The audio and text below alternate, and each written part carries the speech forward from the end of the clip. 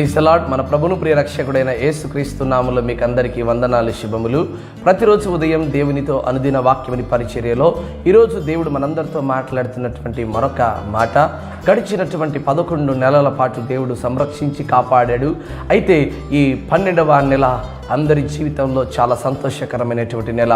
నిజముగా ఈ క్రిస్మస్ దినంలో ఈ మొదటి దినాన ప్రభు మనందరితో మాట్లాడుతున్నటువంటి మరొక చక్కటి మాట, యెషయా గ్రంథము 7వ అధ్యాయము 14వ వచనం.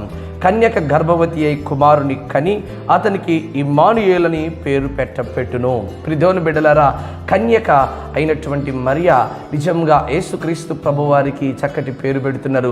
ఆయన పేరే ఇమ్మానుయేలు. ఇమ్మానుయేలు అనగా దేవుడు మనకు తోడు అని అర్థం.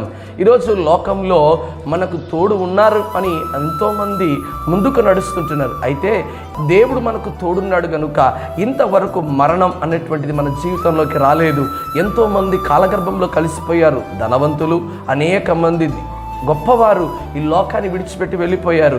కానీ ఇమ్మానుయేలైనటువంటి మన దేవుడు మనకు తోడున్నాడు కనుక ఆరోగ్య విషయంలోను, తిండి విషయంలోను, అదే రీతిగా ప్రయాణాల విషయంలోను, అన్ని విషయంలో మన దేవుడు కాపాడుతున్నాడు, తోడుగా ఉన్నాడు. అందుకే మనల్ని కాపాడే దేవుడు కొనుకడు, నిద్రపోడు. అట్టి గొప్ప దేవుడు మనము కలిగి ఉన్నాం.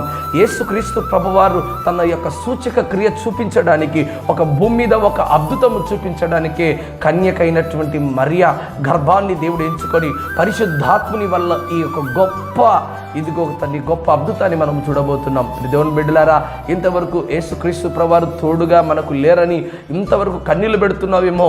అయితే నీ కన్నీళ్లను తుడవడానికి యేసుక్రీస్తు ప్రభువారు 2000 సంవత్సరాల క్రిందట ఈ లోకానికి వచ్చారు. మరి ఈ ఉదయకాలమందు నీవు ఆలోచన చేయాల్సినటువంటి విషయం ఒకటే ఉంది. యేసుక్రీస్తు ప్రభువారు నీకు తోడుగా ఉన్నారు. ఆయన తోడుగా ఉన్నారు కనుక నీవు భయపడాల్సినటువంటి అవసరం లేదు. భయపడుతున్నావా? ఆందోళన పడుతున్నావా? ప్రభునందు విశ్వాసం ఉంచు.